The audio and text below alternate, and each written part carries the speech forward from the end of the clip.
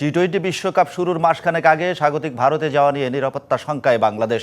তারপরেও ভারত সফরের জন্য নানা যুক্তি স্বাগতিক দেশ ও আইসিসির। সেই বিশ্বকাপের এক মাস পর ভারতীয় ফ্র্যাঞ্চাইজি লিগে খেলার জন্য বাংলাদেশের ক্রিকেটার মুস্তাফিজুর রহমানকে নিরাপত্তা দিতে পারবে না দেশটি। সেই বিষয় নিয়ে যখন তোলপাড় চলছে দেশে বিদেশে, ঠিক তখনই দেশের ক্রিকেটারদের নিয়ে বিরূপ মন্তব্য বিসিবি পরিচালক এম নাজমুল ইসলামের। ক্রিকেট নিয়ে দেশের মাঝেই শুরু হয় নতুন অস্থিরতা। এম নাজমুল ইসলামের এই মন্তব্যের পর ঢাকা পড়ে গেছে বাংলাদেশের বিশ্বকাপ ভেন্যু প্রসঙ্গ। খবর নেই বিপিএলের গেল আসরের দুর্নীতির 900 পাতার রিপোর্টের, যেন উধাও হয়ে গেছে ক্রিকেটার জাহানারা আলমের যৌন হয়রানির অভিযোগ। প্রিয় দর্শক, আমাদের আলোচনার বিষয় বিপিএল ক্রিকেট উন্মাদনা নাকি প্রহসনের খেলা থাকছে। টি-20 বিশ্বকাপ ভারত নাকি লঙ্কা, কোথায় যাবে বাংলাদেশ? আলোচনার জন্য স্টুডিওতে উপস্থিত আছেন ক্রীড়া সাংবাদিক সঞ্জয় সাহা পিয়াল ও ক্রিকেটার শাহাদাত হোসেন রাজীব। সাথে আছি শাহান পাপন। আপনাদের দুজনকেই স্বাগত। পিয়াল ভাইকে দিয়ে শুরু করি, যে এই যে বিপিএল উন্মাদনা, এটা খেলা নাকি প্রহসনের খেলা? আমাদের যে আজকের বিষয় সেটা নিয়ে শুরু করতে চাই। যেটা হয়ে গেল, এম নাজমুল ইসলাম ক্রিকেটারদের অর্থাৎ কোয়াবের স্ট্রাইক, এরপর আবার মাঠে ফিরে যাওয়া, মাঝখান থেকে দর্শককে খেতে হলো লাঠি পেটা, এবং আইন শৃঙ্খলা বাহিনীকে আবার একটু ক্রিকেট নিয়ে ব্যস্ত হতে হলো আর কি, এত সংকটের মাঝেও। সার্বিক বিষয়টি নিয়ে যদি একটু বলেন। না, সব কিছু নিয়ে আপনি যদি আমরা বলতে চাই যে দুই সপ্তাহ, লাস্ট 2 উইকস কিন্তু আমরা দেখেছি, আমরা স্পোর্টস জার্নালিস্ট যারা আছে আমরা এত ব্যস্ত আছি, একটা থুয়ে আর একটা, কোনটা নিয়ে কোনটা। তো যেটা হয়েছে যে ক্রিকেট নিয়ে একটা অশান্তি সবার ভিতরে কাজ করছে। আপনি যদি দেখেন ঘরে বাইরে একটা অশান্তির হাওয়া, সেটা আপনার ইন্টারন্যাশনাল যে আপনি বললেন টি-20 বিশ্বকাপ নিয়ে, ওইটা নিয়ে একটা টেনশন, তার ভিতর আবার এইখানে বিপিএল নিয়ে একটা টেনশন চলে আসছিল। যদিও এখন আমরা মাঠটায় খেলাটা গড়িয়েছে, এটা একটি সুখবর যে খেলা ছাড়া আসলে কোনো ম্যাচ ছাড়া আসলে কোনো কিছু চলতে পারে না, যেহেতু এই বডিটাই আমাদের পুরো ইয়েটাই ক্রিকেট নিয়ে এবং খেলাধুলা নিয়ে। সো বিপিএল মাঠে গড়িয়েছে, এটা একটা স্বস্তির বিষয়। এবং আপনি যেটা বললেন যে এটা এটা কি আমাদের প্রহসনের মতন পড়ে গেছে কিনা, যেটি হয়েছে আসলে একটা অনাকাঙ্ক্ষিত ঘটনা ঘটেছে। ক্রিকেটারদের নিয়ে যে মন্তব্যটি করেছেন তিনি, এটি আসলে কোনোভাবেই এটি গ্রহণযোগ্য না। এবং সবচেয়ে বড় ব্যাপার যে এই ব্যাপারটি নিয়ে আমি দেখছিলাম যে ইন্ডিয়ান ক্রিকেটের যারা সাংবাদিকতা কভার করেন তাদের কয়েকজনের সাথে আমার কথা হচ্ছিল, তারা কিন্তু বলছে যে একটি ব্যাপার যে এই বাংলাদেশ ক্রিকেটারদের যে এই ইউনিটি, তারা কিন্তু এটা দিকে অবাক হয়েছে যে একটি ব্যাপার নিয়ে তারা সবাই একসঙ্গে হয়েছে, এক ছাতার নিচে প্রতিবাদ করেছে। আমরা বলছি অনেক যে বাংলাদেশ ক্রিকেট নিয়ে একটা নেগেটিভ প্রচার আছে ইন্টারন্যাশনাল ক্রিকেটে, বাট এত কিছুর পরও ক্রিকেটারদের এই ইউনিটি একসঙ্গে হয়ে প্রতিবাদ করা, এটির ভিতর কিন্তু একটি মেসেজ আছে। যে আমি এই প্রতিবাদের বিষয়টাতে একটু পরে আসবো, সেটা রাজীব ভাইয়ের কাছ থেকে শুনবো। আপনার কাছ থেকে যে পার্টটা শুনতে চাই স্পেসিফিক, নাজমুল ইসলাম তিনি এই দায়িত্বের জায়গা থেকে এই ধরনের মন্তব্য করতে পারেন কিনা? এর আগেও একটি মন্তব্য করেছেন, যাকে নিয়ে মন্তব্য করেছেন তিনি বাংলাদেশের ক্রিকেটের কতখানি জুড়ে আছেন সেটা বলার অপেক্ষা রাখে না। প্রথম মন্তব্যের পর বিসিবিকে চিঠি দেওয়া হলো, দ্বিতীয়বার তিনি যে মন্তব্যটা করলেন সেটা আসলে কোনোভাবেই যায় না। সবাই কিন্তু এই জায়গাতে একমত। এই যে দুইটা মন্তব্যের পরেও বিসিবির যে অ্যাকশন নেওয়া, সেটা কি আসলে যথেষ্ট মনে হয় আপনার কাছে?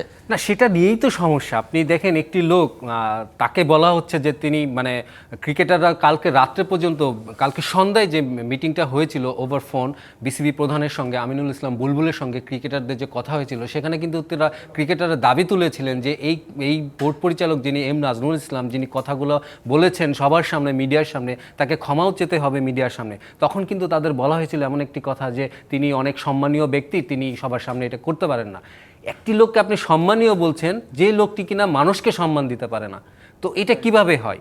এটা কখনোই হতে পারে না। আপনি দেখেন সেই লোকটি যে মানুষকে সম্মান দিতে পারে না, ক্রিকেটারদের সম্মান করতে পারে না, অথচ তিনি ক্রিকেটারদের অভিভাবক, সেই লোকটাকে নিয়েই এত জলঘোলা, এত কিছু। তারপরেও বিসিবি যে মন্তব্যটা করেছে সেটা বোধহয় খুব একটা গ্রহণযোগ্যতা পায়নি। তাকে প্রশ্রয় দেওয়া হয়েছে। তিনি প্রথম দিন যে তামিম ইকবালকে নিয়ে কথাটি বলেছিলেন, তখনই যদি থামিয়ে দেওয়া হতো, থামিয়ে দেওয়া বলতে তাকে স্ট্রংলি এটা প্রতিবাদ করতে পারতো বিসিবি প্রধান, যে তুমি এটা কেন বলেছো, আপনি এটা কেন বলেছেন, তাহলে সেটা ওখানেই হয়তো থেমে যেত। কিন্তু আমরা দেখেছি যে আমরা মিডিয়াতে পরে এসেছে যে তার সঙ্গে যখন মিডিয়া যোগাযোগ করেছে, তিনি তখন বলেছেন না, আমাকে তো কিছু বলা হয়নি, বিসি প্রধান যেটি বলেছে ওইটা মিডিয়ার সামনে বলতে হয়। ব্যাপারটা এমন একটা ধামাচাপা দেওয়া। এই যে ব্যাপারটি আমাদের ভিতর চলে এসেছে যে কোনো কিছু নিয়ে কাউকে প্রশ্রয় দেওয়ার জন্য ঠিক আছে সব ঠিক হয়ে যাবে, এই যে ব্যাপারটি করতে করতেই তিনি আজকে অর্থাৎ সেই প্রশ্রয় পেয়ে নাজমুল ইসলাম আরও একটা এই ধরনের মন্তব্য করার মতো সাহস পেয়েছেন। শাহাদাত হোসেন রাজীব, শুনলাম নাজমুল ইসলাম যা করেছেন এবং তার জন্য আসলে বিসিবি মানে যে অ্যাকশন নিয়েছে সেটা আসলে কতটা কার্যকর কিংবা কতটা যৌক্তিক সেটাই শুনছিলাম, কিন্তু আপনার কাছে আমার প্রশ্ন যে কোয়াব অর্থাৎ ক্রিকেটারদের সংগঠন সিদ্ধান্ত নিয়েছিল তারা মাঠে যাবে না, তারা মাঠে ফিরছে, এটা নিঃসন্দেহে একটা ভালো উদ্যোগ বলবো। একই সঙ্গে গতকালকে কিন্তু দ্বিতীয় ম্যাচটা খেলার একটা সম্ভাবনা ছিল, তারা চাইলে খেলতে পারতো এবং বিসিবি যে ইনিশিয়েটিভটা তাদের সাথে যোগাযোগের মাধ্যমে নিয়েছিল সেটাই কিন্তু শেষ পর্যন্ত বহাল আছে এবং সেখান থেকে আবার তারা খেলতে রাজি হয়েছে। এই যে মাঝখানে মানে গতকালকের একটা ম্যাচ মানে হাতছাড়া হয়ে যাওয়া, ম্যাচ অন এয়ার না হওয়া, ম্যাচ মাঠে না গড়ানো, এটা লাখ লাখ টাকার ক্ষতি, সেই সিদ্ধান্তটা কি আসলে যৌক্তিক ছিল? আমি বলবো এটা ডেফিনেটলি এটা উনি যেভাবে ক্রিকেটারদের যেভাবে উনি অসম্মান করেছে এটা খুবই খারাপ একটা দিক আমি বলবো। আর একটা কথা হলো ক্রিকেট বোর্ডের মেরুদণ্ড নাই, ট্রাস্ট মি। এখনকার যে ক্রিকেট বোর্ড আছে, ধরেন এখন তো কোনো গভর্নমেন্ট বা আমরা সবাই চিন্তা করতেছি যে আস্তে আস্তে সে যার পাওয়ার আছে সেই আস্তে আস্তে ক্রিকেট বোর্ডে এরকম হয়ে গেছে এখন। তো ক্রিকেট বোর্ড যদি ওরা যদি মানে ইচ্ছা থাকতো তো কালকে এই ম্যাচটা হতো, একটা মানুষ কতগুলা ক্রিকেটারকে সে মানে আপনি নেগেটিভলি অসম্মান করে। সে তামিমের মতন ক্রিকেটার, সে কি ভাবে নিজেকে, সে অনেক বড় সম্মানীয় লোক থাকুক না কেন, সে যদি প্লেয়ারদের রেসপেক্ট না দিতে পারে, সে যদি অভিভাবক হয়, সে আমাদের গার্জেন কিভাবে হয়? সেই জায়গা থেকে আরেকটা প্রশ্ন তো বোধহয় তোলাই যায়, ক্রিকেটে আছেন মানে ক্রিকেট বোর্ডে আছেন প্রেসিডেন্ট যিনি, তিনিও ক্রিকেটার, সব মানে সহসভাপতি ফারুক আহমেদ তিনিও ক্রিকেটার, খালেদ মাসুদ পাইলট তিনিও ক্রিকেটার, মানে আপনি যাদেরকে নাম নিচ্ছেন, যাদের বিসিবি কেন আগে থেকে? আমি একটা কথা বলি, যাদেরকে নাম নিচ্ছেন আমি তো অনেকের সাথে খেলেছি, আমি দেখেছি, বাট নর্মালি তারা is not for guides person, মানে তাদের কোনো গাইডস নাই যে একটা টিমকে বা একটা বিসিবিকে এত বড় একটা সংস্থাকে তারা গাইডস দিবে, ওই অ্যাবিলিটি তাদের নাই। সবচেয়ে বড় কথা, হ্যাঁ বুলু ভাই অনেক বড় ক্রিকেটার ছিল, সম্মান জানাই তাকে, ঠিক আছে, বাট ওনার সময় যেরকম জিনিসগুলো হচ্ছে, ওনার যদি পাওয়ারে থাকতো, সে 1 ঘন্টার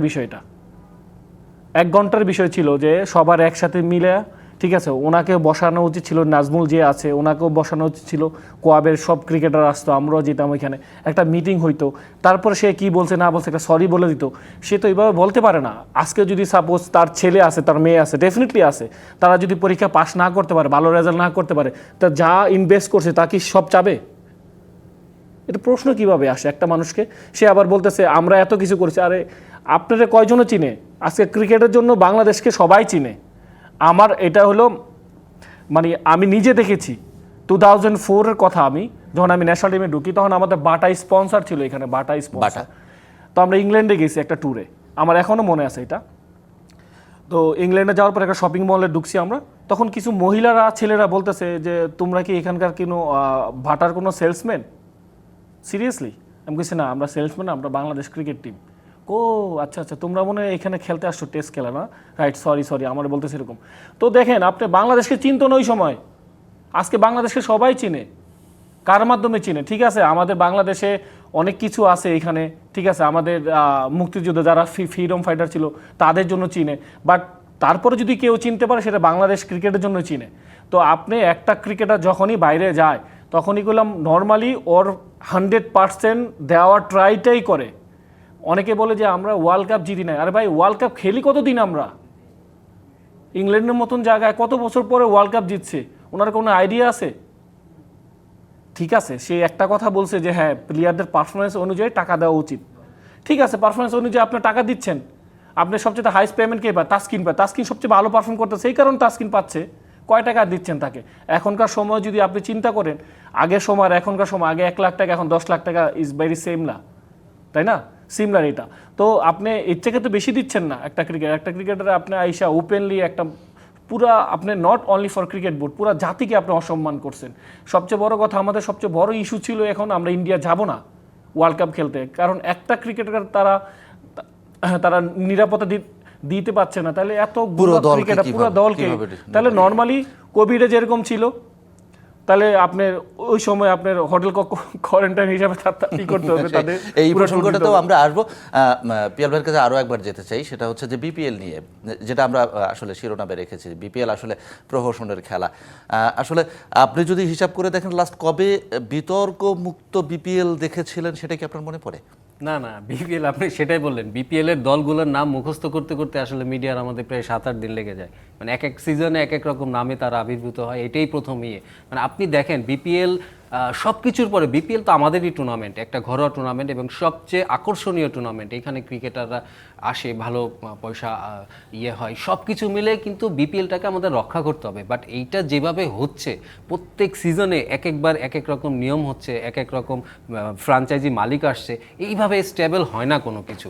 এবং আপনি যেটা দেখেন, আমি একটু পিছনে ফিরে যেতে চাই যে ওই এম নাজমুল ইসলামের যে কথাটা তিনি যেটা বললেন যে আমরা এত কোটি কোটি টাকা খরচ করি কি পাচ্ছি।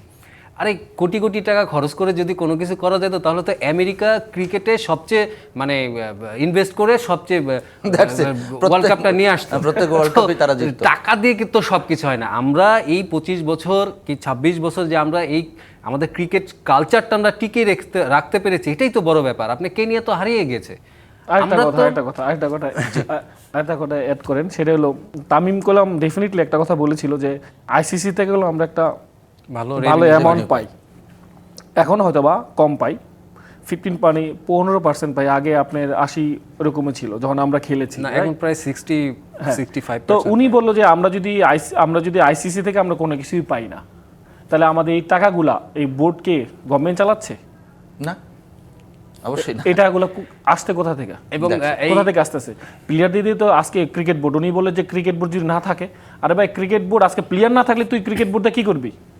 না, প্লেয়ার ক্রিকেটার না থাকলে তো বোর্ডের প্রশ্ন আসে না, সেটা তো কথা। বোর্ড না থাকলে বোর্ড ডিরেক্টরের প্রশ্ন আসে না। নরমালি এরকম কথা বলার পরে সে আবার বলে যে সে আবার দেশের কাছে মানে প্লেয়ারের কাছে মাপ চাবে না, হোয়াট এভার। কিন্তু আমার কথা হলো, আমি বললাম না যে ক্রিকেট বোর্ডের কোনো মেরুদণ্ড নাই। সবচেয়ে বড় কথা হলো তাদের কোনো পাওয়ার ইম্পর্টেন্ট না, পাওয়ার দেখানো ইম্পর্টেন্ট না। তুই একটা ভুল করছিস, ঠিক আছে, এটা জাতির সামনে ভুল করছে। এমন একটা সময় আমাদের হয়েছে, দেখেন আমাদের নিয়ে এখন মানুষ অনেক কথা বলতেছে, নেগেটিভও বলতেছে, পজিটিভও বলতেছে, এই দুটার ভিতরে আমরা আছি এখন। তো আমরা ওয়ার্ল্ড কাপে যাবো কি যাবো না এখনো কোনো তাই না। তো এখন ইন্ডিয়া আমাদের পিছনে লাগছে, ওরা বাজে বাজে কথা বলতেছে, আছে এরকম অনেক মানুষ। বাংলাদেশে অনেক মানুষ অনেক খুশি যে ক্রিকেট ধ্বংস হয়ে গেলে ভাই ক্রিকেট ধ্বংস হয়ে গেলে কাদের লস? আমরা তো অ্যাজ এ ক্রিকেটার আমরা খেলে আসছি, যারা খেলতেছে তারাও খেলতেছে, এখন ইয়াং যারা আছে অনেকে সোশ্যাল মিডিয়াতে দেখতেছি যে আপনার বলতেছে যে অন্য একটা টিম নামাই দেব। আরে ভাই দুদিন পরে অন্য টিম নামা দিলে মোস্তাফিজের লাগবে, মোস্তাফিজ যদি না খেলে। আজকে লিটনে এত গালাগালি, লিটনে নিয়ে এক ম্যাচ যদি আজকে মানে খুব ক্লোজলি ম্যাচ হেরে যায়, তখন সবাই চিন্তা করে আজকে লিটন থাকলে ম্যাচটা জিতে যেতাম। তো মানুষের কথা দিয়ে কোনো কিছু হয় না, বাট এমন কিছু পার্সন দরকার আমাদের ক্রিকেট বোর্ডে যারা সবচেয়ে বড় মানুষ সম্মান দিতে পারে। সম্মান দিলে সম্মান পাবেন। সবচেয়ে বড় কথা হলো দেখেন আমরা খেলি কতদিন ধরে, আমরা অনেকগুলো টুর্নামেন্ট ফাইনাল খেলেছি ভাই, এশিয়া কাপ খেলছি, ঠিক আছে, আপনি চ্যাম্পিয়ন্স ট্রফিতে আমরা ভালো খেলেছি, তারপরে আপনার 2007 আমাদের অনেক ভালো অ্যাচিভমেন্ট আছে, তারপরে 2015 আমাদের ভালো অ্যাচিভমেন্ট আছে, যেটা রুবেল যেটা লাস্ট ম্যাচ জিতাইলো। তো আমাদের অ্যাচিভমেন্ট আস্তে আস্তে বের হচ্ছে, তো এনা যে না একদম খুব হ্যাঁ অনেক সময় বাজে খেলে আমাদের অনেক সময় আপনার ফিগারটা এরকম থাকে যে মার্কগুলো এরকম থাকে, উপরে ওঠা আবার নিচে নেমে যায় দাপ করে। তো নর্মালি এরকম হয়, ক্রিকেটে এরকম হবেই। সেটাই আমরা বিপিএল নিয়েছিলাম যে আসলে বিপিএল প্রহসনের খেলা কিনা সেটা আপনাকে জানতে চাচ্ছিলাম। একই সাথে ওই যে কথাটা বলছিলাম যে বিতর্ক মুক্ত বিপিএল কবে দেখেছিলেন? না সেটা আমার মনে পড়ে না যে একদম নিষ্কণ্টক যেটা বলে সেরকম বিপিএল আমরা পেয়েছি। প্রত্যেকবারই একটা না কোনোভাবে এইটা মানে এই থাকে না। তবে আমি মনে করি যে এটা একটা বিশাল কর্মযজ্ঞ। এখানে অনেকটা ওই যে বিয়ে বাড়ির মতন, মানে কোনো না কোনো কিছু হয়তো একটু ভুল ত্রুটি থাকি, তারপরে প্রত্যেকবারই কিন্তু আমরা আশা করি যে বিপিএলটা আরও বেটার হবে। এবং যেটা আমার মনে হয় যে বিপিএলের খেলার মানের কথা যদি বলেন, খেলার মান কিন্তু আমার মনে হয় যে ওই ধরনের বিদেশি তারকারা না আসাতে এবং সব কিছু মিলে ইন্টারন্যাশনাল ভিউয়ার্সেরও একটা ব্যাপার থাকে, সব কিছু মিলে বিপিএলের মানটা একটু পড়েছে। এবং এই ব্যাপারে আমি যেটা আপনাকে বলতে চাই যে এই বাবা সামনে কিন্তু আপনি বিদেশি তারকা ক্রিকেটারদেরকে আনতে হবে। এবার বিপিএলে কিন্তু আমরা সেই পাকিস্তান আফগানিস্তান মানে একটা ট্রাই নেশন লিগের মতন দেখছি। তো এইটা হলে পরে নন এশিয়ান ক্রিকেটারদের আরও আকর্ষণ করতে হবে, আনতে হবে, তাহলে পরে হয়। এবং রাজীব ভাই যেটা বললেন যে সোশ্যাল মিডিয়া আমরা কিন্তু দেখি একটা সংখ্যক লোক কিন্তু তারা কিন্তু বলেন যে ক্রিকেট না খেললে কী হবে, কিংবা ঠিক আছে বিপিএল দেখবো না, এই ক্রিকেটারদের অনেক হয়ে গেছে, ওদের খেলা দেখবো না। কিন্তু আপনি দেখেন সোশ্যাল মিডিয়াতে কথা বলার পরও আজকে কিন্তু মিরপুরে যে ম্যাচটি হইতেছে সেখানে 20,000-এর উপরে দর্শক, Jam-packed ফুল খেলা। House, jam pack. তো কি কারণে মানুষ দেখতে চায় খেলা? হ্যাঁ, আমার লোক আমাদের হয়তো মনের কষ্টে অনেক অনেক কথা অনেক সময় বলে ফেলে, বাট আমরা ক্রিকেটারদের সবাই ভালোবাসে। এই আবেগটাই দিয়েই কিন্তু বাংলাদেশ কিন্তু আজকে এই জায়গাটা আসছে।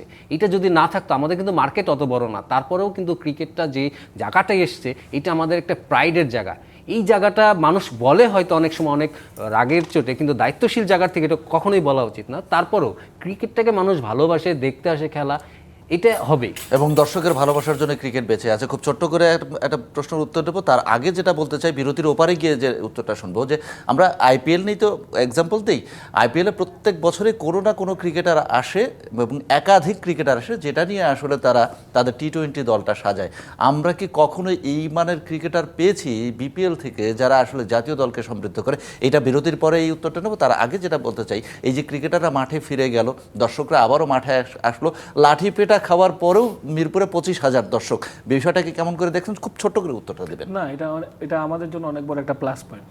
সত্যি কথাটা, সবচেয়ে বড় কথা ভাই একটা কথা বললো যে আমরা যদি আবেগে একটা জায়গা থাকে সেটা ক্রিকেট, তো সবাই ভালোবাসে। অ্যাজ এ নর্মাল ক্রিকেটার যেখানে যাই সম্মান সবচেয়ে বেশি পাই।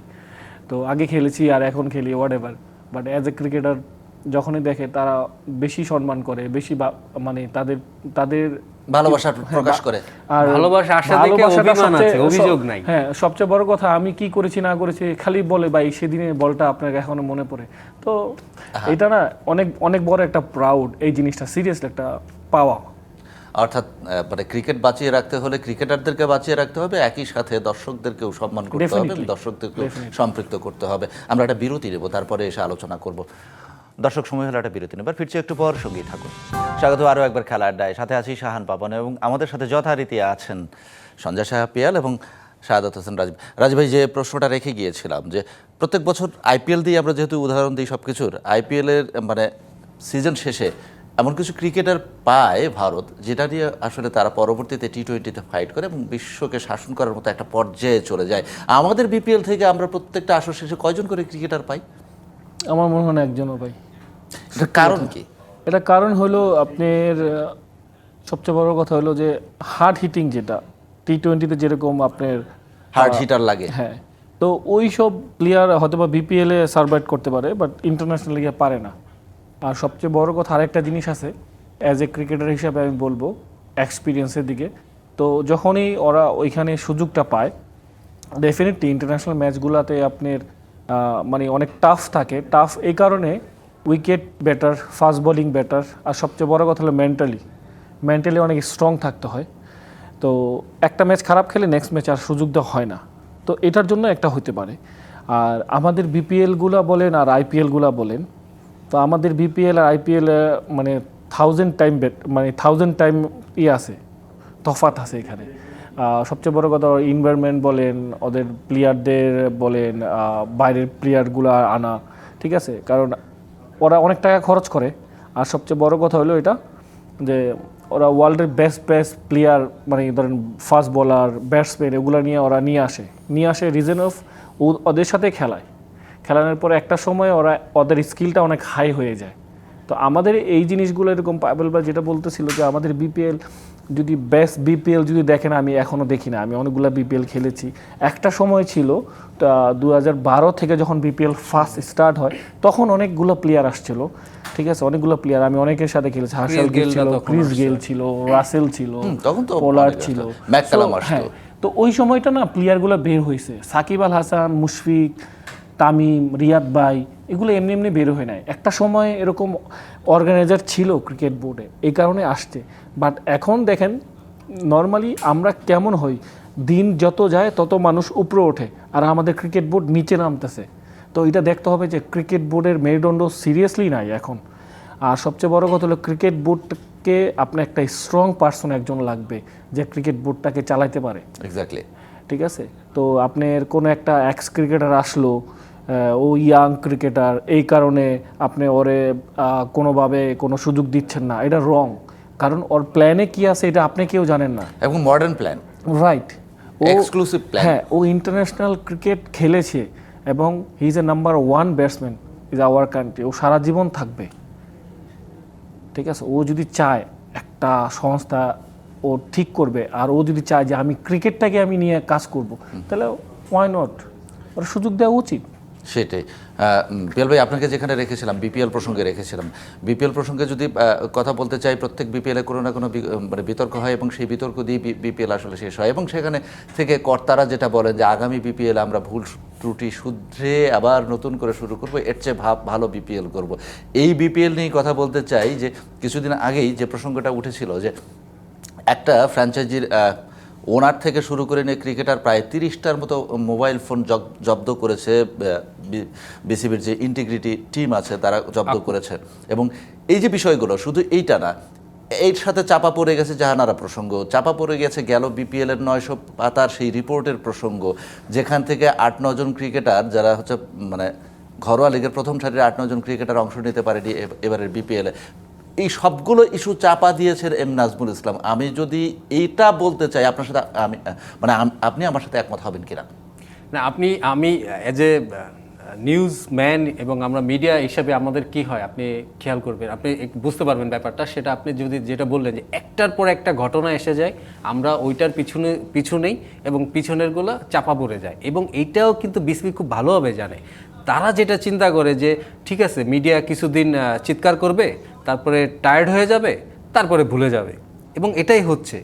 এই আপনি যেটা বললেন যে ক্রিকেটাররা কিন্তু কালকে যে দাবিগুলো করেছিল, খালি একটি দাবি না তাদের ছিল না, তাদের কিন্তু জাহানারার সেই তদন্ত কেন হচ্ছে, মানে সেই তদন্ত রিপোর্ট কেন দেওয়া হচ্ছে না, তারপরে আপনি মনে করেন যে 900 পাতার যে গতবার বিপিএলের যে ফিক্সিংয়ের যে আমরা শুনছি অভিযোগ পাওয়া গিয়েছে, সেটা কেন হচ্ছে না, তৃণমূলের 1400 ক্রিকেটারের ভাগ্য, হ্যাঁ সব কিছু মিলে কিন্তু আমরা কে বললাম যে ওনরা বিসিবি হয়তো চায় যে ঠিক আছে মিডিয়া টায়ার্ড হয়ে যাবে, তারপরে ভুলে যাবে। তো এটা করতে করতেই কিন্তু আজকে এই অবস্থায় আসছে। আপনি এম নাজমুল ইসলামের কথা যদি আমরা বলি, তিনি প্রথম দিন যেটা করেছেন, তিনি কিন্তু মানে তাকে কি কয়জন চিনতো? আজকে যে আমরা এত আলোচনা করছি, মানে তার চেয়ে বড় প্রশ্ন হচ্ছে যে মানে স্ট্যান্ডিং কমিটি যেটা করা হয়, কমিটি করার আগে কি আসলে মানে এক্সপিরিয়েন্স দেখা হয় যে এই ব্যক্তিকে এই চেয়ারে বসাবো, সে এই কাজটা করবে? এম নাজমুল ইসলামের কথা বলে একটা প্রসঙ্গ বলে যেটা গণমাধ্যমে এসেছিল যে ক্রিকেটাররা কেন হয়তো ডাব খায়, এই প্রশ্নটাও কিন্তু তুলেছিলেন যে খরচ কমাও। হ্যাঁ, উনি ফাইন্যান্স কমিটির দায়িত্বে ছিলেন। তাকে কিন্তু ক্রিকেটাররা আড়ালে আবডালে কি পরিচালক হিসাবে ডাকে তা জানেন? ডাব পরিচালক। হ্যাঁ, তিনি কাউন্ট করতেন যে 80,000 টাকার বিল হয়েছে, এইখানে অনেক একটি বিল তার কাছে গিয়েছিল 80,000 টাকা, সেটা সব ধরনের খাবার দাবারের ব্যাপার ট্যাপার ছিল। তা তিনি ওইখান থেকে বের করেছেন যে এতগুলো ডাব কেন। তো এই ধরনের করে যে তারপর এত বরফ কেন লাগে, আইস বাদ করতে হয় ক্রিকেট, আইস কেন লাগে। তারপরে চিটাংয়ে একটা পাম্প বসানোর কথা ছিল চিটাং মাঠের পাশে, সেইখানে ওইটা বোর্ডের থেকে পাশ হয়ে যাওয়ার পরেও তার কাছ থেকে আটকে গিয়েছিল। তো সব মিলিয়ে কিন্তু তিনি যেটা করেছেন, দেখেন আজকে আমরা এত কথা বলছি তাকে নিয়ে, এম নাজমুল ইসলাম, কি কারণে? কারণ তিনি তামিম ইকবালকে নিয়ে একটা কথা বলেছিলেন, তাহলে তার আগে কিন্তু তাকে কেউ চিনতো না। তো তিনি কিন্তু সেই ক্রিকেটারকে ইউজ করলেন, মানে সেই ক্রিকেটকে ইউজ করেই কিন্তু আলোচনায় আসলেন। তিনিও কিন্তু ক্রিকেটের বাইরে না, কিন্তু তিনি একটি অভিভাবক পর্যায়ে যাওয়ার পরে ওই ধরনের যে কথাবার্তা এবং তার ইস্যুটা আসার পরে কিন্তু বিপিএলের অনেক কিছু চাপা পড়ে গেছে। আমরা যেটা বলি যে ইভেন আইসিসি টি20 ওয়ার্ল্ড কাপে আমাদের যে ভেন্যু নিয়ে যে আমাদের আইসিসির সঙ্গে দেনদরবার চলছে, সেটাও চাপা পড়ে গেছে। তো সব মিলে আমি মনে করি যে এটা বিসিবির কোনো কৌশল কিনা, কিংবা আমি জানি না যে এই ধরনের এভাবে তাকে প্রশ্রয় দেওয়া। এবং আপনি জানেন যে তার আগেও তিনি একটি মন্তব্য করেছিলেন, এবং আপনি যদি আরেকটি ক্রিকেট বোর্ডের পরিচালক আরেকজনের কথা বলি, তিনি কিন্তু এক পরিচালক কিন্তু যে বিসিবির দুর্নীতির কথা বলেছিলেন, তারপরে এক পরিচালক ফুটবল আর ক্রিকেট নিয়ে কথা বলেছিলেন। তো এই সব নিয়ে তারা আলোচনায় আসে, কিন্তু বিসিবির থেকে রাজীব ভাই যেটা বললো যে সেই ধরনের এই যে গার্ডসটা থাকার দরকার, সেটা কারণে এই জন্য আপনি আমিনুল ইসলাম বুলবুলকে দেখেন, তাকে দেখে মনে হয় নিঃসঙ্গ শেরপা, তার আশেপাশে কেউ নেই, একা একা থাকেন। আমরা যখন নাকি তার সঙ্গে কথা বলতে চাই বিপিএল নিয়ে, তিনি মিঠু ভাইয়ের কথা বলেন, মিঠু ভাই সব জানেন। যখন নাকি আইসিসির কথা বলতে চায়, তখন বলে সরকার সব জানেন। তাহলে তিনি কি জানেন? তো আমার মনে হয় যে এইখানে একজন স্ট্রং অভিভাবক দরকার, এবং এটা সময় এসেছে ক্রিকেটারদের জন্য, ক্রিকেটারদের স্বার্থে হয়ে কথা বলবে। এবং অবশ্যই বোর্ড তো একটা অভিভাবক সংস্থা, সেই জায়গায় সেই অভিভাবকের গার্ডসটা থাকতে হবে, এবং তার সাথে যে লোকগুলো থাকবেন তারা নিশ্চয়ই দায়িত্বশীল আচরণ করবেন, দায়িত্বশীল কথা বলবেন। আমরা বিশ্বকাপ প্রসঙ্গে যেতে চাই।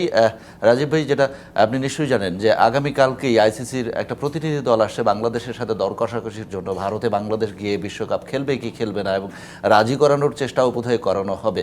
এবং একই সাথে এটাও বলতে চাই, বাংলাদেশের রাজনৈতিক পর্যায় থেকে শুরু করে সরকার, বিরোধী দল যদি বলি, অন্যান্য যারা আছে, যদিও গণতান্ত্রিক সরকার নেই, তারপরেও সরকারের বাইরে যে রাজনৈতিক দলগুলো আছে সেখানেও কিন্তু এই বার্তাটা পৌঁছে গেছে যে বাংলাদেশ আসলে এই মুহূর্তে বাংলাদেশ দল ভারতে কতটা নিরাপদ কিংবা নিরাপত্তা পাবে সেটা নিয়ে সবাই সন্দেহ প্রকাশ করেছে।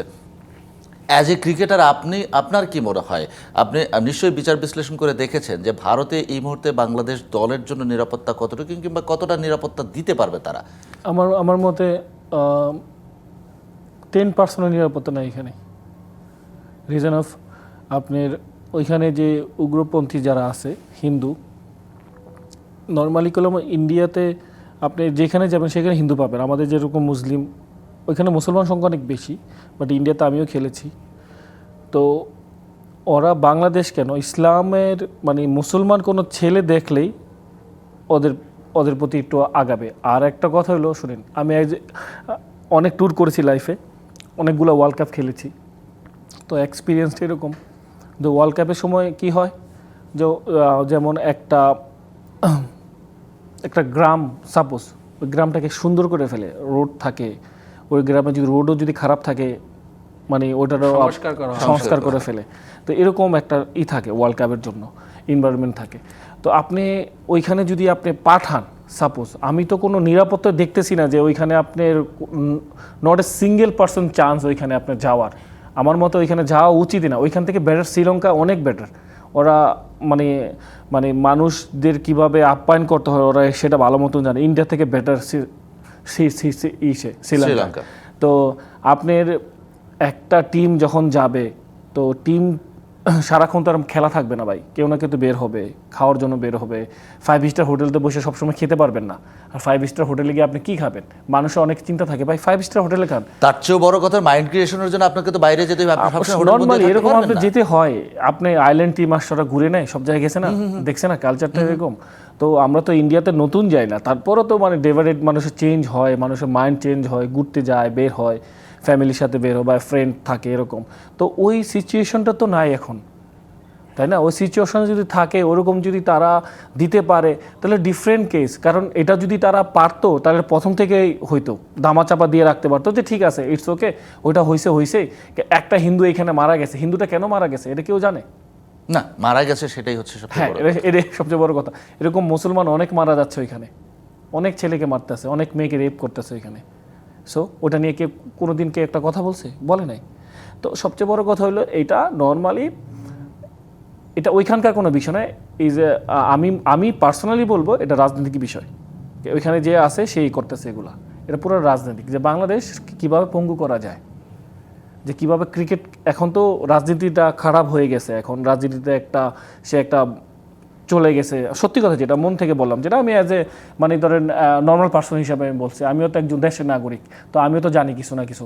তো আমারও আপনার যতটুকু আমার মাইন্ডে আসে ততটুকু আমি বলি। তো এটা পুরো একটা রাজনীতি, অর্থাৎ রাজনৈতিক বিষয়টাই আসলে সামনে আর চলে আসছে। পিয়াল ভাই, আপনাকে একটা প্রশ্ন করতে চাই, দেব উত্তরটা নেব বিরতির পর। প্রশ্নটা এরকম যে বিশ্বকাপের 1 মাস পর হচ্ছে আইপিএল, সেখানে মুস্তাফিজুর রহমানের নিরাপত্তা শঙ্কা দেখে ভারত, অথচ বিশ্বকাপে বাংলাদেশকে খেলানোর জন্য নানা ধরনের কৌশল কিংবা কথাবার্তা এগুলো চলছে। 1 মাস পর যে ইয়েটা অনুষ্ঠিত হওয়ার কথা, সেখানে নিরাপত্তা নিয়ে আপনি শঙ্কা দেখা দিলেন। আপনি মুস্তাফিজকে বললেন যে ঠিক আছে, ওকে বের করে দাও, দল থেকে বের করে দেওয়া হলো। বিশ্বকাপে বাংলাদেশকে কীভাবে নিরাপত্তা দেবে ভারত, সেই উত্তরটা নেব বিরতির পর। দর্শক, সময় হলো আরও একটা বিরতির, এবার ফিরছে একটু পর, সঙ্গেই থাকুন। স্বাগত আরও একবার খেলার দুনিয়ায়। সাথে আছি শাহান পাপন এবং আমার সাথে যথারীতি আছেন সঞ্জয় পিয়াল এবং ক্রিকেটার শাহাদাত রাজীব, আমাদের হিরো নিঃসন্দেহে। এবং কিছুদিন আগেও করোনার পর সম্ভবত আপনি যখন এই গেটআপে মিরপুরে গেছেন, তখন অনলাইন পত্রিকাগুলোতে ছবি এসেছিল মিরপুরে নতুন হিরো। যাই হোক, সে কথা পরে আসবো। পাপন, একটি কথা জানিয়ে দিতে পারেন আপনি দর্শকদের জন্য যে আমাদের রাজীব ভাই কিন্তু এখন মানে দুবাইতে খেলেন একটি লিগে। হ্যাঁ, তিনি কিন্তু খেলার মধ্যে আছেন। না, ক্রিকেটার মানুষ, তাকে খেলতেই হবে। এই জন্য তার সাথে সাবেক লাগানোর কোনো সুযোগই নেই। যথারীতি আমি ক্রিকেটারই সম্বোধন করেছি। শাহাদাত রাজীব, যে কথাটা বলতে চেয়েছিলাম যে বিশ্বকাপের 1 মাস পর ফ্র্যাঞ্চাইজি লিগ আইপিএল, এবং সেই আইপিএলে মুস্তাফিজকে নিরাপত্তা দিতে পারবে না ভারত। এবং সেই বিষয়টা বিশ্বকাপেরও প্রায় 1 মাস আগে বিসিসিআই কেকেআরকে বললো মুস্তাফিজকে ছেড়ে দাও, কেকেআর মুস্তাফিজকে ছেড়ে দিল। এই যে সময়টা, এতদিন আগে আপনি ভাবতে পারলেন যে আইপিএলে মুস্তাফিজকে নিরাপত্তা দেওয়া যাবে না, কিন্তু তার আগে বিশ্বকাপে বাংলাদেশ দলকে আপনি নিরাপত্তা দিতে পারবেন, যে গার্ডসটা দেখাচ্ছেন সেটা আসলে ফেক কিনা, কি মনে হয়? না, আপনি যেটা দেখেন যে কোনো কিছুর আপনি যখন যুক্তি থাকবে না, কোনো মানে আপনি মুস্তাফিজকে তারা বাদ দিয়ে দিয়েছে, এটা অযৌক্তিকভাবে, কোনো যুক্তি কিন্তু নাই, তারা কোনো কারণও দেখে নাই। তো কোনো কারণ ছাড়া, কোনো যুক্তি ছাড়া কোনো ঘটনার যখন নাকি আপনি শুধুমাত্র সন্দেহ করে কোনো সিদ্ধান্ত নেবেন, তখনই আপনি বুঝতে হবে সেখানে কোনো রাজনীতি আছে। তো এটা অবশ্যই একটি রাজনীতির ব্যাপারেই চলে আসছে এই ব্যাপারগুলো। পুরো গত কয়েকদিন 14 দিন আমরা যেগুলো নাড়াচাড়া করছি সব এগুলাই আসলে। কিন্তু কালকে আগামীকাল আমরা জানি যে আইসিসির একটি প্রতিনিধি দল আসছে, তারা কি নিয়ে আসছে আমরা কিন্তু বাংলাদেশ থেকে একদম পরিষ্কার জানিয়ে দেওয়া হয়েছে সরকার থেকে, এবং এটা সরকারেরই ব্যাপার। কারণ একটা আপনার গভর্নমেন্ট এনওসি লাগে বা বাইরের কোনো টুর্নামেন্ট খেলতে গেলে, সেখানে কিন্তু সরকার জানিয়ে দিয়েছে যে আমরা ভারতে খেলছি না। তো এই মুহূর্তে বাংলাদেশ বোর্ড থেকেও সেটা জানিয়ে দেওয়া হচ্ছে, লিখিতভাবেই জানিয়ে দেওয়া হচ্ছে। তাহলে এখন আইসিসির যে প্রতিনিধি দলটি আসছে তারা কি প্রস্তাব নিয়ে আসছে, এটা নিয়ে কিন্তু কৌতূহল আছে। আমরা সাংবাদিকতা, আমরা যারা এর সঙ্গে আছে, আমরা ভীষণ কৌতূহল এবং আমরা বিভিন্ন জায়গার থেকে জানার চেষ্টা করি। কিন্তু আমাদের যেই বিসিবি টু আইসিসি এখন কথা হচ্ছে, এবং বিসিবিরও দুইজন ফারুক ভাই এবং বুলবুল ভাই ঠিক এটাই ডিল করছেন। তো তারা ছাড়া আসলে এই মুহূর্তে আমরা জানতে পারছি না যে কে আসছেন। তবে শুনেছি যে আইসিসির লজিস্টিক একজন ভদ্রলোক আসছেন, তিনি হয়তো মানে তিনি হয়তো বোঝানোর চেষ্টা করবেন আমাদেরকে যে ভারতে খেলতে যাওয়া যায় কিনা। সেই সঙ্গে তিনি হয়তো আরেকটা অপশন নিয়ে আসতে পারেন, যে কোনোভাবে যে বাংলাদেশের দাবিটাও থাকলো, আইসিসির দাবিটাও যদি রাখা যায়, এরকম করে। এটা আসলে আমি বলছি কিন্তু সব শোনা কথা, যে এমনও হতে পারে যে শ্রীলঙ্কায় 2টি ম্যাচ থাকলো বাংলাদেশের, ভারতে 2টি ম্যাচ থাকলো, সেখানে বাংলাদেশ কি করবে, এইগুলো অপশন হয়তো থাকবে। যেহেতু তারা আসছে, তাহলে ধরে নিতে হবে, আইসিসির প্রতিনিধি দল যখন আসছে তখন আপনাকে ধরে নিতে হবে যে তারা আগ্রহী এবং বাংলাদেশকে নিয়েই বিশ্বকাপ করার আগ্রহী। সেই ক্ষেত্রে বাংলাদেশকে কিভাবে উইন উইন সিচুয়েশনে করা যায় সেইটা হয়তো আলোচনা হতে পারে। আমি সবই বললাম যে এগুলো কিন্তু আমাদের শোনা, মানে আমি যেটা বলছি যে হ্যাঁ, পত্রপত্রিকাতে এরকম এসেছে যে কলকাতায় যে 4টা ম্যাচ হবার কথা ছিল সেটা হচ্ছে উত্তরপ্রদেশ কিংবা পূর্বপ্রদেশ, এরকম কোনো একটা প্রদেশে মাঠে দেয়া, এরকম প্রস্তাবও আসতে পারে, ভারতীয় গণমাধ্যমে বের হয়েছিল। আপনি যেটা বললেন যে 2টো শ্রীলঙ্কায় 2টো ভারতে এরকম রাখা যেতে পারে, আসলে এরকম হলে কি আসলে সম্ভব, আপনার কি মনে হয়? না, আমাদের তো স্ট্যান্ড আপনি জানিয়েই দেওয়া হয়েছে, আমরা ভারতে যাচ্ছি না খেলতে। সেই ক্ষেত্রে শ্রীলঙ্কাতে যদি 2টি ম্যাচ থাকে, কিংবা শ্রীলঙ্কাতে যদি আমাদের কিছু ম্যাচ দেওয়া হয়, আমি জানি না অপশনটা কী রকম দিতে পারে, কিংবা কালকে কি হবে, তারা কি বলছে। তো সেটা নিশ্চয়ই বিসিবি বিবেচনা করবে, এবং সরকারের এখানে একটা সিদ্ধান্তের ব্যাপার আছে, সেখানে হয়তো তারা সব কিছু মিলে একটা সিদ্ধান্ত নিতে পারে। এখানে কি আসলে আমিনুল ইসলাম বুলবুলের লবিংয়ের কোনো কিছুই করার ছিল না, কিংবা তার ব্যক্তিগত পর্যায়ে থেকে কিছু করার ছিল না? কিন্তু কেননা তিনি আইসিসির সাথে বহুদিন কাজ করেছেন। না, এটা কিন্তু আপনি যেটা বললেন যে তিনি আইসিসিতে কাজ করেছেন, এবং যেটা আমরা আশা করি আর কি, এইখানে কিন্তু আর ব্যাপারটি মানে ভারতীয় ক্রিকেট বোর্ড আর বাংলাদেশ ক্রিকেট বোর্ডের সঙ্গে একরকম নাই। এইখানটি সরকার টু সরকার, মানে সরকারের ব্যাপারটি চলে আসে। তারপরেও যেটাই আপনি যখন আইসিসির যদি বাংলাদেশকে না খেলে, বাংলাদেশ না করে দেয়, বাংলাদেশে না খেলে, তাহলে কিন্তু আইসিসির একটি বোর্ড মিটিং করতে হয়। সেখানে কিন্তু সব সদস্য থাকবে, ইংল্যান্ড থাকবে, অস্ট্রেলিয়া থাকবে। তো আপনি যদি এই সব বোর্ড প্রধানদের সঙ্গে যদি আপনার সম্পর্কটা ভালো থাকে, আপনি তাহলে কিন্তু তাদেরকে প্রভাবিত করতে পারবেন আপনার হয়ে কথা বলার জন্য, যে বাংলাদেশের দাবিটা তো সঠিক, বাংলাদেশ যদি এটা করে চাই তাহলে কেন দেওয়া হবে না। সেটা কিন্তু ওই টেবিলে কিন্তু আপনার বন্ধুর দরকার পড়বে আইসিসির সেই মিটিংগুলোতে। সেই জন্য আপনার বিভিন্ন বোর্ডের সঙ্গে কিন্তু আপনার লবিংটা খুবই স্ট্রং। এবং আমি জানি না বুলবুল ভাই এটা কত কী করেছেন, তবে এখনও পর্যন্ত কিন্তু আমরা শুধুমাত্র পাকিস্তান ক্রিকেট বোর্ডের একটি মানে বাংলাদেশের পাশে থাকার একটি বার্তা পেয়েছি, বাদবাকি কিন্তু কোনো বোর্ড এই ব্যাপারে কোনো রকম কথা বলছে না। সেটাই। শাহাদাত হোসেন রাজীব ভাই, ছোট্ট করে জানতে চাইবে, প্রত্যেকটা বিশ্বকাপের আগেই বাংলাদেশ দলকে নিয়ে কোনো না কোনো একটা বিষয় ঘটে যায়, এবং বিশ্বকাপের পরে এসে দেখা যায় যে কেউ খেলার আগে বমি করেছেন, ঠিকমতো মাঠে যায়নি, কেউ আবার আসলে সংবাদ প্রচার হয়, কেউ কোচ থাপড় মেরেছে। আসলে এই বিশ্বকাপের আগে এরকম অস্থিরতা, সেই বিশ্বকাপে যদি বাংলাদেশ খেলতে যায়, ফলাফল কি প্রত্যাশা করেন? ছোট করে যদি একটু বলেন। না, ফলাফলের এরকম কোনো কিছু হবে না, কারণ এই বিশ্বকাপের আগে যদি বাংলাদেশ টিম যায় তাহলে তো একজন তো করেই ফেললো এটা আমাদের সবার সামনেই। তো আমি মনে করি যদি ইনশাল্লাহ যদি বাংলাদেশ টিম যায় শ্রীলঙ্কাতে, যদি সবাই যদি মানে আইসিসি যদি অ্যাপ্রুভাল দেয় যে শ্রীলঙ্কা আমাদের বাংলাদেশের টিমের খেলা এখানে হবে, তাহলে আমি মনে করি ইনশাল্লাহ আই হোপ যে বাংলাদেশ টিম ভালো খেলবে। সেই শুধু ভালো খেলাই নাকি ভালো রেজাল্ট চান? ডেফিনেটলি ভালো খেলা মানে ভালো রেজাল্ট। আপনি যখন 5 উইকেট মারবেন তখন ডেফিনেটলি আপনার ভালো রেজাল্টই আসছে। আর সবচেয়ে বড় কথা হলো একজন ভালো খেললে হয় না নর্মালি, পুরো দলকে ভালো খেলতে তো হয়। এখানে আপনি ইন্ডিভিজুয়ালি পারফরমেন্সটা অনেক ইম্পর্টেন্ট, বাট ইম্পর্টেন্ট হলো আপনার টিম অনুযায়ী। আপনি যদি টিম যদি ভালো খেলে সবাই 11 জন, ফিল্ডিং বলেন, একটা ক্যাচ বল, একটা ভালো অর্থাৎ আপনি catch টিম ধরা। গেম চাচ্ছেন। আমাদের হাতে সময় কম। সঞ্জয় শাহ পিয়াল, 1 মিনিট সময় দেবো আপনাকে। বাংলাদেশের বিশ্বকাপ সম্ভাবনা এবং বিশ্বকাপ যাত্রা, এই দুটোর আসলে সম্ভাবনা কতটুকু দেখছেন? ভালো ফলাফল এবং বিশ্বকাপ যাত্রা ছোট করে বলবেন। না, আমরা আশা তো ছাড়া যাবে না, আশা আমরা করতেই পারি, কেন হবে না? আমরা শ্রীলঙ্কাতে গিয়ে খেলবো, তার আইসিসি নিশ্চিতভাবে বাংলাদেশের ব্যাপারগুলো তারা উপলব্ধি করতে পেরেছেন এবং আইসিসির রিপোর্টেও আছে যে ওইখানের কি কি সমস্যা আছে, সব মিলে আমরা তো অবশ্যই আশা করি। এবং আমি তো এটা আসলে কল্পনা করতে পারি না যে মানে টি-20 বিশ্বকাপ খেলা হচ্ছে, সেখানে আমার দেশ নেই, লাল সবুজের পতাকা নেই। আপনি জানেন যে এই ভারতের পরে, যদি ভারতের লোকসংখ্যা বেশি, ভারতের পরে ক্রিকেট নিয়ে আবেগটা কিন্তু আমাদের এই বাংলাদেশেই বেশি। সুতরাং আমাদের এই দর্শক ছাড়া আইসিসি কিন্তু তাদের এই টুর্নামেন্টে এত আনন্দ আয়োজন সবই বৃথা যাবে বাংলাদেশ ছাড়া। সেটাই আমরা প্রত্যাশা করব, বাংলাদেশ বিশ্বকাপে খেলবে এবং বাংলাদেশের প্রত্যাশা মতো ভেন্যুতেই বাংলাদেশ গিয়ে খেলবে। শাহাদাত হোসেন রাজীব এবং সঞ্জয় শাহ পিয়াল, আপনাদেরকে অসংখ্য ধন্যবাদ সময় দেওয়ার জন্য। দর্শক, খেলার আড্ডায় আজকে এ পর্যন্তই ছিল। আমরা সবসময় প্রত্যাশা করি বাংলাদেশের ক্রিকেটার যায় এবং একই সাথে বাংলাদেশের ক্রিকেট তথা ক্রীড়াঙ্গনের ভালো কিছু। সবাইকে ধন্যবাদ।